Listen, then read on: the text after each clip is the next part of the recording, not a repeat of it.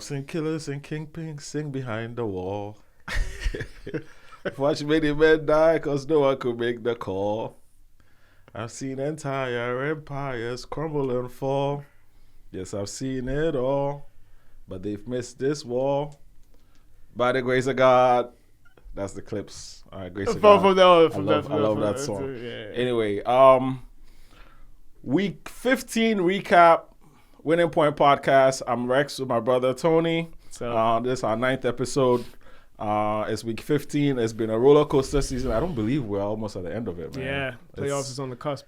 It's unbelievable that we've already gotten towards the end of football season. It felt like there was so much in front of us and so much hope, so many dreams. Yeah. Some crushed, some not. It's like night and day for some of us. Yeah. Speaking of dreams getting crushed, Tony, let's talk about the Indianapolis Colts for a bit. Let's do it. The Colts are in free fall. 4 straight losses. Yeah. 4 straight losses. Lost 5 out of the last 6. 5 out of 6, 4 straight. Yeah. Last week, 2 weeks ago, you lost your quarterback for the season. Desperate times call for desperate measures. You went and got 40-40 Philip Rivers, who's 44 years old, and he's a grandfather. Yeah. He's been a high school football coach for the last how many years, coaching his son in high school. Yeah. We saw Philip Rivers. It was nostalgic. It was cool as if somebody in their 40s to see a 40-year-old man on an NFL field like trying something. I'm like, oh yeah, it feels good. Maybe I can still a little. But then, it looked very. Father time is father time. Father time is father time. Yeah. So tell me about that. How did you feel about 40-40 Phil? It's funny because my guy from college, Stan, shout out to Stan, hit me up during the week on Instagram saying, how do I feel? Specifically, how do I feel about this whole Philip Rivers thing? And right. I told him honestly, I was like, yo, at this point, I'm just here for the entertainment. Because nothing makes sense about this franchise currently. Like, over the last maybe like those 5-6 weeks, like, I'm not saying they could have done anything miraculous, but even the way they've handled the whole quarterback situation has been very interesting. Considering they lost Anthony Richardson to that little freak accident. So they had their original backup out for indefinite time. And then they heard about the fracture on this guy's fibula, Daniel Jones, weeks ago, way before he even went on IR, which is a concerning injury, to say the least. Right. So, like, even during that time, you would think they would test the market for like at least a competent backup, knowing that his fibula is cracked, which means his ability to move, which is very critical in the quarterback, like planting and throwing. Let's see what we have in the free agent market to at least have some kind of veteran. It doesn't even have to be somebody great or but something competent. When he finally goes on IR, they go into straight panic mode. And this is why they went to Philip Rivers, who's been retired for 5 years. Right. It just does not make any sense. And I think this is a trend that we've seen about this franchise over the last 3 or 4 years with under the ballot scheme, from hiring Jeff Saturday off the couch. Like, it's just the entertainment never ceases. Weekend. Yeah, so like, at this point, like, he's still got a job. So at this point, it's like, just be there for the entertainment and enjoy. Like, I was actually entertained. It was actually a really good game. It was. Philip Rivers played his heart out. He played well for his age. But if you look at it from a lens of real criticism, the offense looked terrible. There were the elements of Philip. Quick interjection. There was one, and I'm gonna call it a scene because that's what it looked like. There was one scene during the game. It looked like he had experienced an earthquake.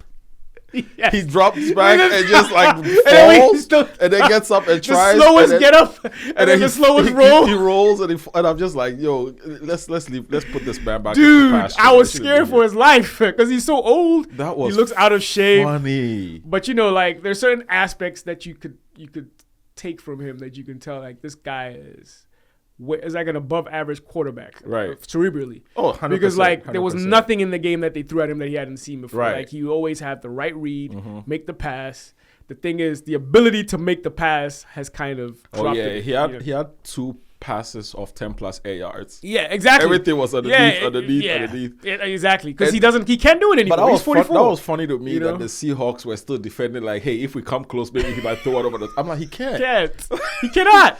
But even when he was with us 5 years ago, right, it was difficult. He didn't. He even admitted back then he can't throw the deep ball anymore. That shot put throw just kills me, man. But like it was just amazing to see that he has that cerebral aspect still that never goes. Mm-hmm. So no matter what the defense threw at him, and this is an elite defense. Well, to be fair, he's been coaching high school, right? And they've been running the same similar offense as Steichen's offense. Yeah. And I think he and Steichen have been in communication. They did. So it wasn't like a name out of the blue per se, as you might think. I think because of the kind of team you had built, the kind of like record that you had, they were like, let's find somebody that can at least try and salvage something. Because even if you go to the playoffs and get kicked out, it's a successful season. Considering everything that's happened. So I think they're just trying to win that one game or 2 games that will push us there. This is the NFL. He hasn't played for 5 years and he's 44. That's a stretch. Yes. And they played the Seattle Seahawks, which is one of the better defenses in the league. Yeah. And they almost pulled it off. So think about that.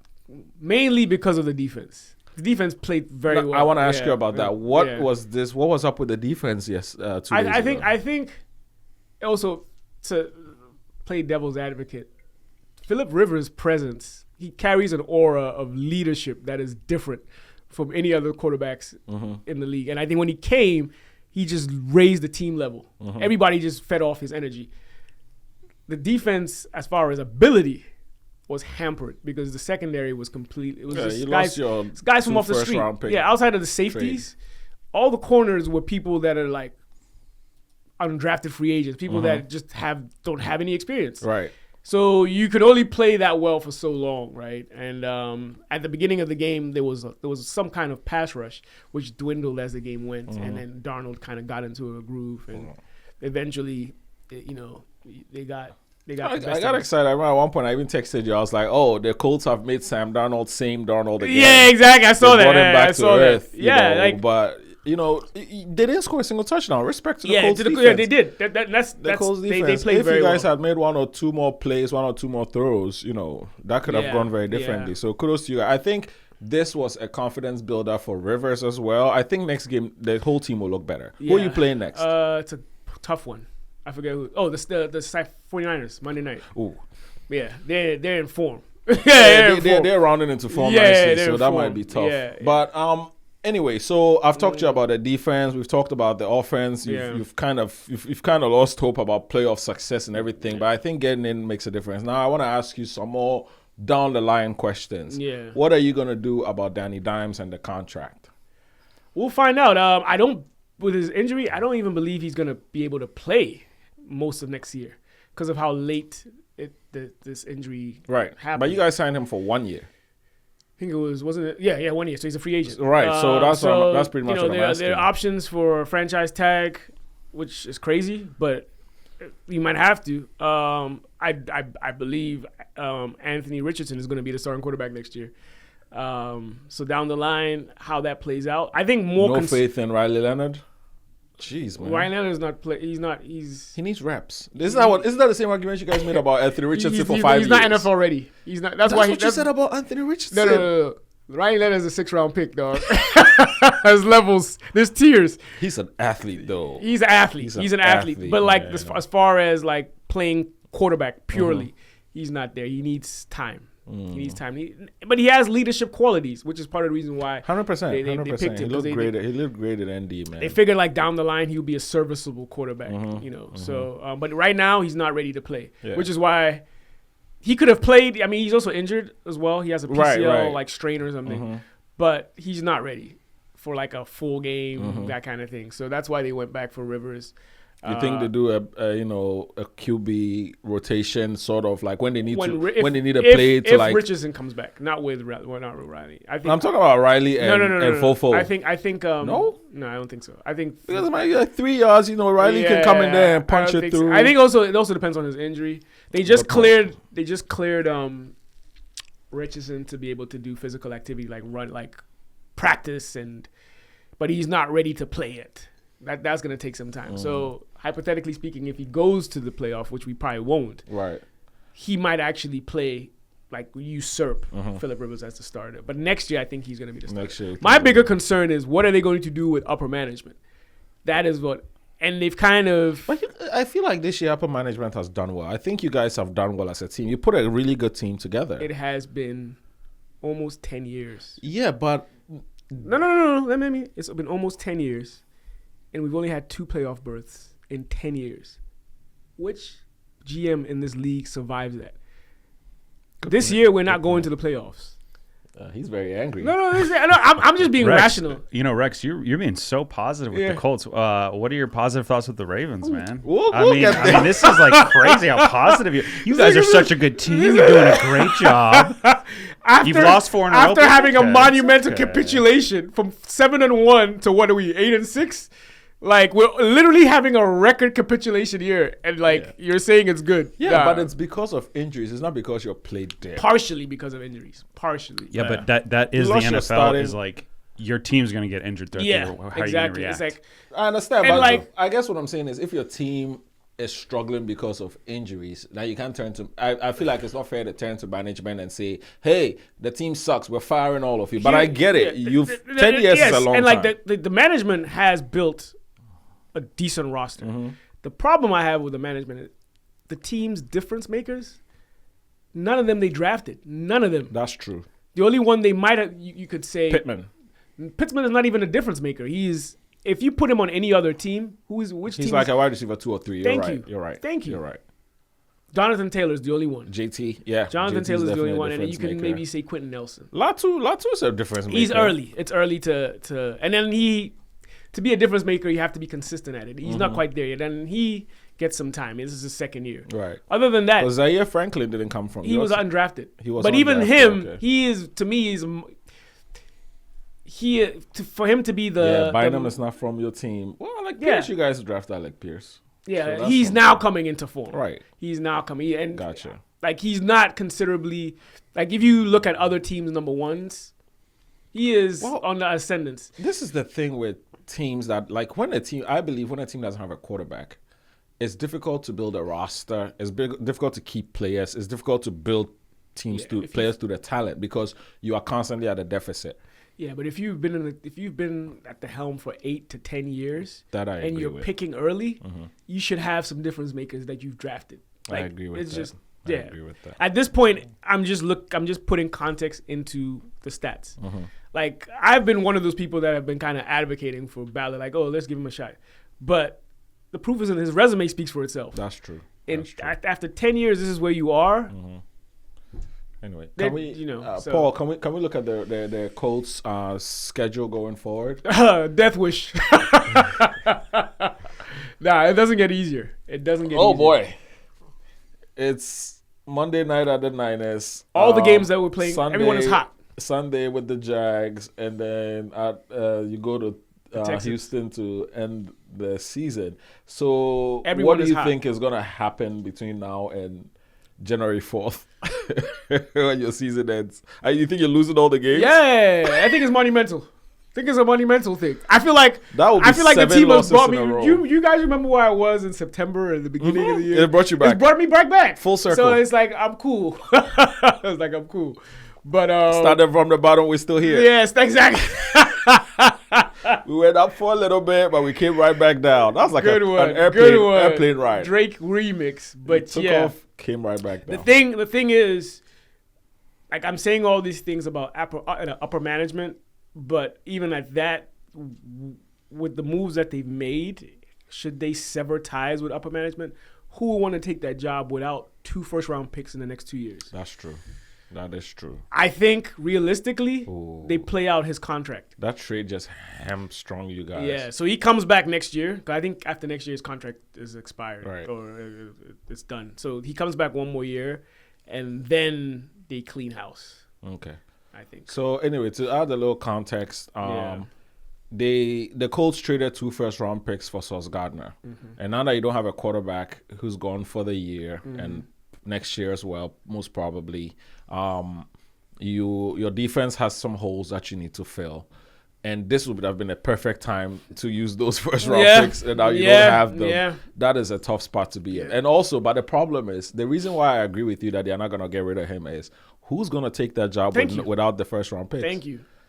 Nobody wants that job. Nobody wants that job. No, I disagree with you guys wholeheartedly. No, they'll take the job, but you're not going to get anybody worth their medal that can actually do this. So, like, and in 2 years, you're going to get somebody that's trying to you're handicapped on a head start. If you mess up, there's easier like reason to fire you. Right. You know, like teams that are where people have taken the job at like. Are you talking specifically GM?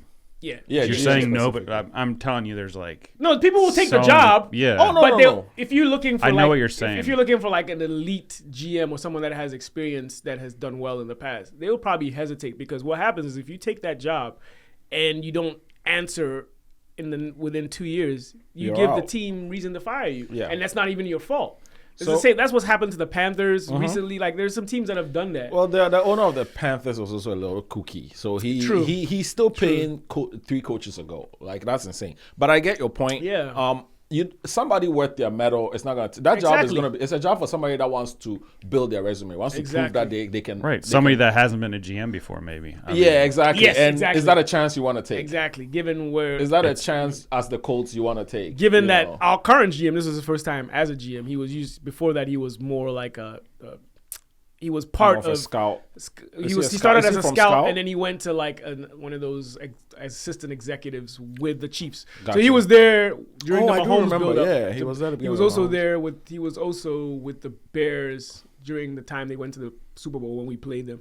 He was part of Rex Grossman.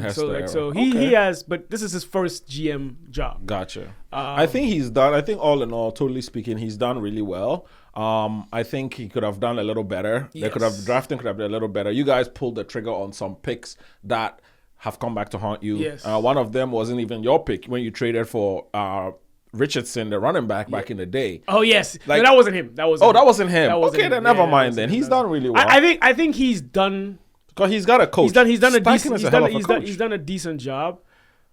My thing is, when it was time to gamble, there was times where he should have gambled within the. But he's been there for 8 years, Rex. But think about it. He's had ample time to gamble, and now that his job was on the line, is when he chose to gamble, and it's now like he's built a resume where it's like you don't have much string to hold on, right? So. I think the end is near for him. I think he comes back, like you said, one more year, and then next year is more or less a litmus test. Because, like I said, I believe Anthony Richardson is also going to start, so it's a way for him to advertise his whatever he's not coming back. No. So like he's a way for him to advertise for other teams, one, and then also for them to get a test of who should they keep in this roster if they were going to clean house the following year. All right. So next year, I don't expect us to be competitive. It's just more so. Figuring it out. Yeah, figuring out. I would say this.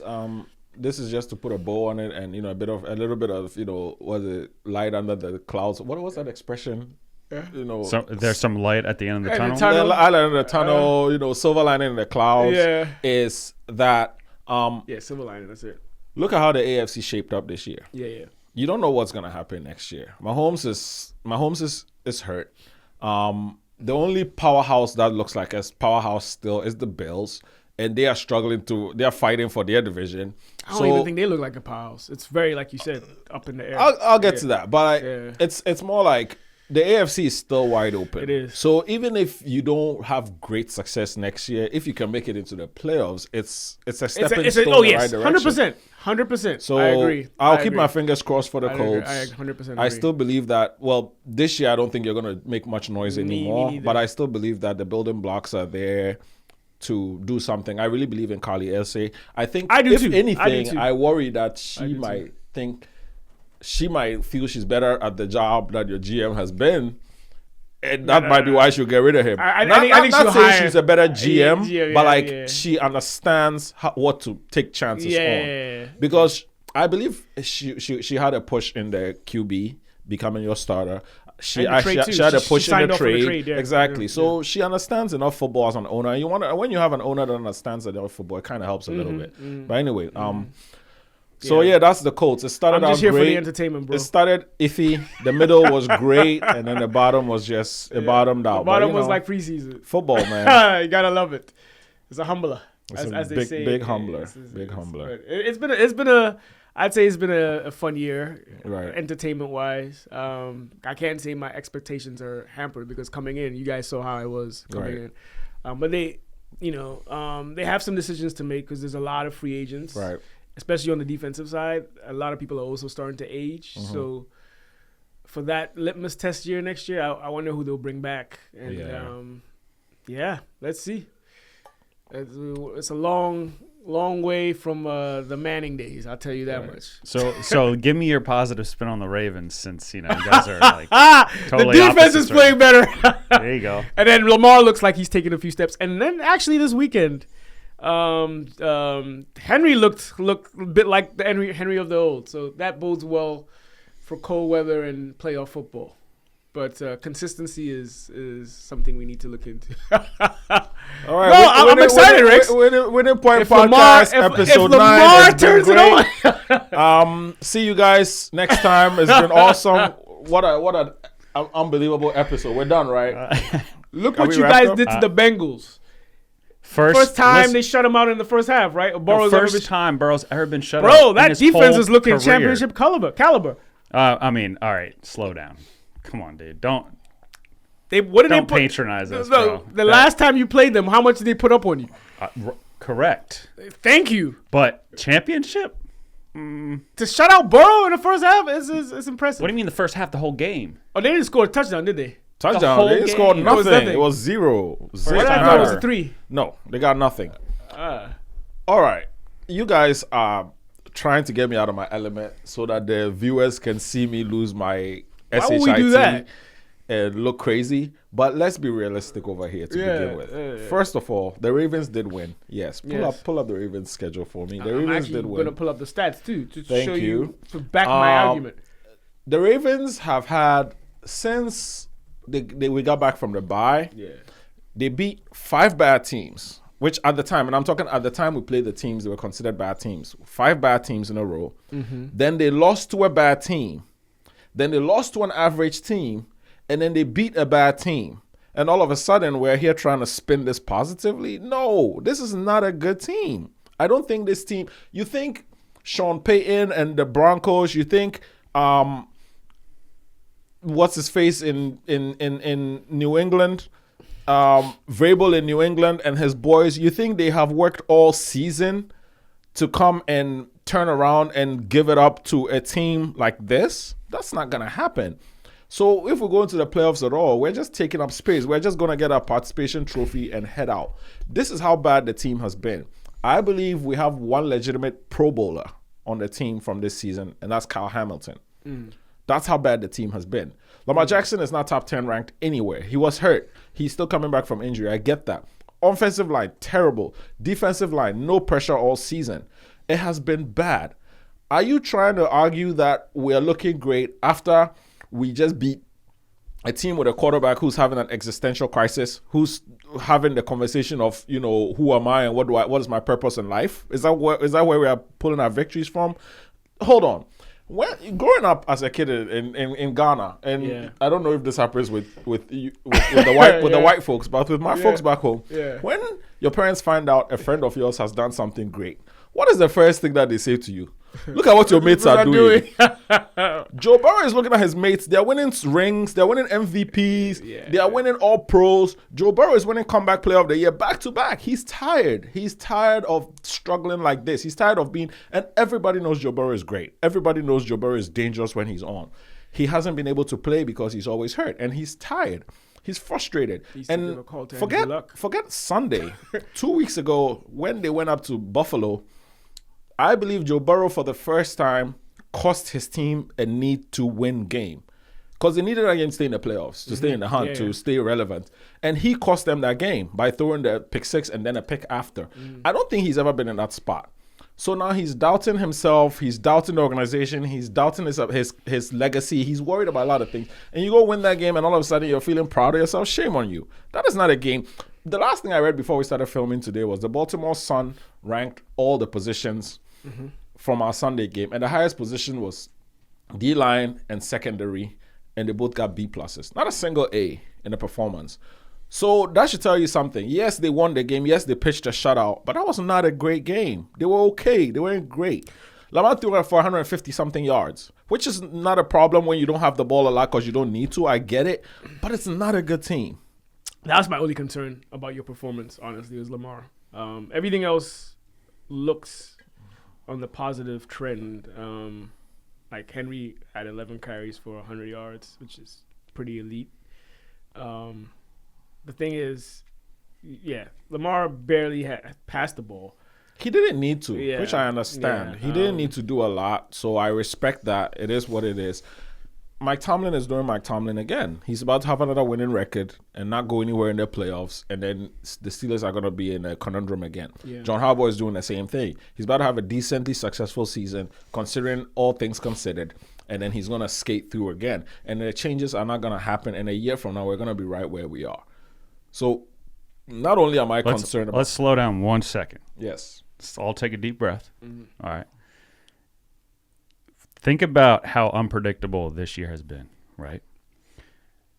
So before we think about next year, just realize that the NFL is constantly changing and it's so unpredictable. He's going to piss me off. I just know it. I'm just saying. I'm not saying the Ravens are an amazing team, but it's all about how you build your team week by week by week and how you get better. So the Ravens in week 15, just like any other team, isn't the same team from week 3 or week 4. So I'm not trying to look at it with rose-colored glasses, right? But I think you got to be a little more positive. Like you're acting like they're just such a bad team and they just beat a team 24-0 after you thought they weren't going to win at all. You said they were going to get crushed. Yeah, I didn't. And so look how they show up. So it's like, hey, I also didn't expect the other teams to show up and decide not to play. I'd say this though. To add to what you're saying, didn't decide not to play. They just got beat. Over the last. I'm being metaphorical. Over the last, I know, but 3 to 4 games that you guys have won. I think it's also important for locker room and the confidence morale going forward. Even though you're not convinced based on the level of competition, it can only do well for their confidence going forward. And if you're if you're mentally mentally ready and confident, it's half the battle, right? Next thing is execution. They have the players to execute. Obviously, they haven't proven it throughout the year. But let's see how they respond to the Patriots this week. You might be pleasantly surprised. Don't get it twisted. Let me be 100% realistic here. Yeah. Any Ravens win, I take it, and I take it happily. If the Ravens go and win 7 straight games and go win a Super Bowl, I'll be yee-hawing right here like, go. But I will not pretend that this is a good team. And the reason why I'm talking about next season, Paul, the reason why I'm bringing up next season is because we have had the same conversation since 2019 about Lamar and the team and the offense and the coaching and the this and the that. Yeah. And the concerns, and this is my worry with teams, the concerns that we are seeing now, especially, I just want to talk about the O-line, for example. These were concerns that I had at the beginning of 2024 season when our O-line coach died and we had a rookie and a second-year guy who was starting his first game. And then, the line was in flux, and I was very nervous about that line. Yeah. So that is what I'm extrapolating into this year, where it has all come to roost. So when I talk about next year, my comment is more along the lines of, if we have some type of success that lets people sit on their hands and not make the sweeping changes that I believe we need, we're going to be right back here again in a year. Yeah. And that's my concern. It's not saying that the Ravens can't build a great team. If the Ravens had gone to 1 Super Bowl, maybe 2, maybe 1, even 1, I will shut up. But we keep constantly falling short in games and in situations where we're like, man, we should be better than this. So now if we have a year where we're actually looking pretty disastrous, we need to look in the mirror and say, hey, maybe we're not as good as we think. Maybe our quarterback carries a lot of weight that we're not seeing. And because of that, we have had success that we necessarily didn't deserve. And if we don't fix these things, we're going to be in the same position next year. Look at Josh Allen, for example. If you take Josh Allen off that team, those guys probably not even winning 4 or 5 games. Yeah. Yeah, that's why when you mention them, so now with that said, how many rings does Josh Allen have? And that's my point. Like, just because you have some pieces that are great, unbelievably, historically, world-class great, it's still a team sport. And if you leave holes in the building of the team, they will come back to haunt you. Mahomes is facing the same issue right now. He has a tight end who's like 500 years old and can't run anymore. He has a defensive tackle who will give you like 3 games a year. The rest of it, he's just like kind of walking around. Everybody has had these exciting experiences that has caused them to not improve on certain parts of their teams, and now they're paying for it. Look at the teams that are balling right now in the AFC. It's all these young teams that are built with, like, we listen to coach. Well, there are no superstars here yet. Everybody is trying to figure it out. And that's my whole point is if we have success, it is going to it's not going to make us make the sweeping changes that we need. You're echoing. And that's my concern. You're echoing a parallel of obviously different circumstances and context with my argument with Ballard, with my GM. Like, you always come close and fall short, but then you make up an excuse to continue. Exactly. Now he's put together almost 10 years of this. So, like, it's like, at what point do you decide to scrap and start over? The same thing is applicable to Harbaugh at the very least. And then maybe your GM, like, what is his approach to put the pieces around Lamar to take that next step forward? Right. And maybe they may decide, maybe we should get rid of Lamar. You never know you never know with these things. But yeah, I get what you're saying. I get what you're saying. Like, after a while, you put a body of work together over a period of time, and you can't just make excuses. No, you just have to be accountable. Thank you, and that's my point. We've watched this train stop at the same spot every year, and now we're stopping at what I believe to be a worse spot than we have previously. I agree. Where we believe we fell short. So all of a sudden, how am I supposed to look at this and have hope for the future? I need sweeping changes. There's hope. My concern is, look at the Flacco year that you won the Super Bowl. You weren't a very good team. No, you're right. We weren't a very good team that year. Ray Lewis and the Antlers. We can absolutely have that. We can absolutely have one of those resurgences where we go and win the Super Bowl. And then what happened after that? Look how long it took us to get back here. 100%. Is it worth it? Yeah. You know, 100%. The Super Bowl is great. I'll take 10 years. A Super Bowl every 10 years. I don't mind. That's fine. I hear it. I'll take a Super Bowl too. It's the pinnacle of the sport. Oh, exactly. So anyway. That being said, can we take a quick look at the Ravens schedule the rest of the season? I forgot to check for African Player of the Week. I got. Oh, Jackson. Jackson Smith is one. Yeah, Jason. Yeah, I got it. Anyway, so we have the Patriots on Sunday Night Football. Now they flex the Packers game to Sunday to primetime game as well. I believe the Steelers game is going to be flexed into primetime as well. So we're going to finish with about 3. This is a very nice schedule. Yeah, I don't think we're winning any of those games. Entertainment-wise. But I also didn't believe we'll win the game we just won. So, anything can happen. The Patriots have lost a heartbreaker, so they're very upset right now. They're coming in very angry. So maybe they might make mistakes that might help us. The Packers are also reeling. They're also at risk of missing the playoffs. So they are also going to be very aggressive. So they might make some mistakes as well. And the Steelers, I really believe that Week 18 game is going to be the decider for the I think the toughest team for the division. The toughest team to beat in this is the Patriots. I think the Packers are the most talented that you're playing. Well, they were until they lost Micah Parsons and they lost. Who else? They lost Watson as well.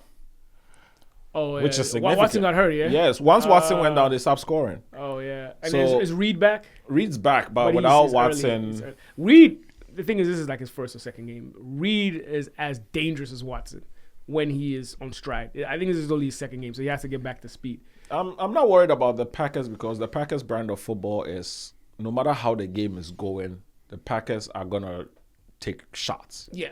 They could be driving the ball with Josh Jacobs nicely. 9 yards, 8 yards, 6 yards. They'll just launch one. That's the thing. I think they're the most talented team you play left, but the Patriots are. I think they're the best coach team. That's the thing. Let me ask you guys, who has the best D-line? Because I feel like that is whoever has the best D-line has the best chance. Oh, you mean in this? Of these three, I think it's the Patriots at this point because the Packers because they lost Micah is going to hinder their D-line ability. So I think it's the Patriots at this point. If Lamar is a little healthier and can move, then we can do something about that. Yeah. So it can go any way. I don't have faith in it, but you never know. The Patriots are very beatable. They have weaknesses, and they're very young and I guess naive in the scope of things, but they're so well coached. Well, they're a reflection of their coach, and that's the thing I love about that team. Their coach is such a good. I can't believe Tennessee let him go. I respect that opinion, and I agree with it 99% of the time. The reason why I don't necessarily agree with it now is because you say they're beatable, but who beat them? Who have they played? I get that. No, but I'm more questioning. I'm not being rhetorical. I'm being legitimate. Yeah. Last week, this past Sunday, who beat them? Josh Allen, the best in the business. Yeah. So I wouldn't consider a team beatable if it takes the best of the best to beat them. Because you have to remember, they had a 21-point lead. I hear it. But they also remind me, I keep referring back to the Colts because I watch so much football and I've seen so many like waves. When we went 13-3, that flip year when Peyton went from 3-13 to 13-3, a lot of people were like, wow, like the Colts look. But the level of competition they played, gaining those 13 in 1999 is very similar to these guys who they've played, right? Like it's not the pinnacle of like competition. Right. They're a very well coached team and they're a good team, good enough to beat teams, right? So they're a good team. So they will beat just like us. I mean, and that's marginally like earlier when we had a lower level of competition, we wiped the floor with them. When we started playing competitive, that's when you start having challenges. And that was what I said during the season. I was like, let's see what you look like when you play. At the beginning, we responded well because, like, you know, we should have. The Rams, the Broncos. Even, the Chargers. Like, we and then we hit a wall and we just never weren't able to recover. Yeah. So, like, you know, and then also our quarterback got hurt. And he was never been the same. And then now he's on IR. Yeah. But that's my issue with the Patriots. They're a very good team. Don't get it twisted. I'm not taking anything. And they have elite quarterback play. Like he is, you can see it with your eye when you watch that eye test. He makes passes. Oh, Drake May's legit. That and reads defenses that you're like, wow, this guy is legit. He will take sacks though. That's one thing I don't understand. Yeah, exactly. But like, I've also seen enough evidence where like, you know, they're not all the way there yet, and they haven't been put to real adversity. This was their first one. Yes, exactly. So the hope is that they let it beat them twice, as in it's still on their minds when they come to Baltimore. Right. We take advantage of that. So that can happen. Come playoff time, I guarantee you're not going to see the same type of, wow, the Patriots, they will be tested. 100%. They will be tested. 100%. So, all right, so to wrap this up, we have Tony. Yeah. How many games do the Ravens win for the rest of the year? They're 7-7. How do they end the year? I think they lose to the Patriots. I think they have a chance of winning the last two games, depending on how they play. I need affirmative. Chance. Yeah, they have a chance to win every game. But what's their record? What's their record? They're 7-7. How do they end? They win one of the last two. So they're 8-9. Yes. Is that what you're calling? Okay, yes, Rex, what are you calling? You calling 7-10? I'm calling we lose to the Patriots, we beat the Packers, and then we face off against the Steelers. My prediction is both the Ravens and the Steelers are going to win, and they're going to win and lose the same number of games. Yes. And then week 18 is going to decide it. So next week, both teams are going to lose. So you think the week after that, both teams are going to win. So you agree with me? You lose the next two and win. No. We will lose to the Patriots. We'll beat the Packers. Beat the Packers. Okay. And then week 18, January 4th, would be the decider of the division. I have the opposite. So do we? The Steelers record? I need. What are you guessing? Oh, we're not beating the Steelers. Okay, so 8-9. Yes, so we're not beating the Steelers. So you're saying you lose? We're winning one more game, so 8-9. Okay, same here. But we just have a different trajectory of how you win the last game. Right. Okay. Yeah. All right. Now for the Colts, they're 8-6. How many games do they win here? I believe they're losing the rest of the season. They don't have enough. Well, I think that the Jaguars have a way of letting games slip from them. I believe their quarterback might cost them a game. Not recently. Oh, he still does boneheaded plays. He still does them. He'll give you one or two per game. He's playing at a very high level now. Yeah, but he still has those in him. So every quarterback does. Oh, no. Every quarterback does. Every quarterback does. Hold on. You don't understand. It's a specialty of my boy that every game he would throw some balls and you're like, what is he seeing? I'm saying every quarterback does. I love that about him. Every quarterback does. But what I'm saying is, over the last 4 or 5 games, he is playing at a very high level. 100%. So talking about Trevor Lawrence here. Yeah, Trevor. I think we'll keep these games competitive. We're not winning a single one. No, I think you guys beat the Jags. I think you can beat I don't think Jags. so. Not with who playing? Phillip Rivers? Trevor Lawrence is playing. Anyway, and then their defense. You guys want to do African player of the week? African player of the week once again is JSN Jackson Smith in Jigba. 7 catches, 113 yards. That's 16 yards per catch. He's already up to 1,500 yards in the season. He's leading the league in yards. He's almost 200 yards more than the next man. I believe he's the first team All-Pro if you ask him. Is either him or Puka in my opinion. He's one hell of a bowler. And JSN is the man. He's the reason why the Seahawks offense moves and does what it does and has put them in the position that they're in. It's crazy because a lot of this and I'm very excited to came see in the second half. He was quiet and then he just exploded. You can only hold that kind of player for so long. But he's so good. I think it's something that they knew in Seattle that we didn't when they let Metcalf go. I was like, because they let Metcalf first. They left the other little guy. I forget his name. Oh, he was old. I forget his name. Tyler Lockett. They let Tyler Lockett go. Then they let DK go. I was like, they must have something that we're not seeing. And I'm glad we get to see it now. Shout out to JSN. Shout out to Sierra Leone for having the best wide receiver in the league. That's dope. One day an African country will have the best quarterback in the league too.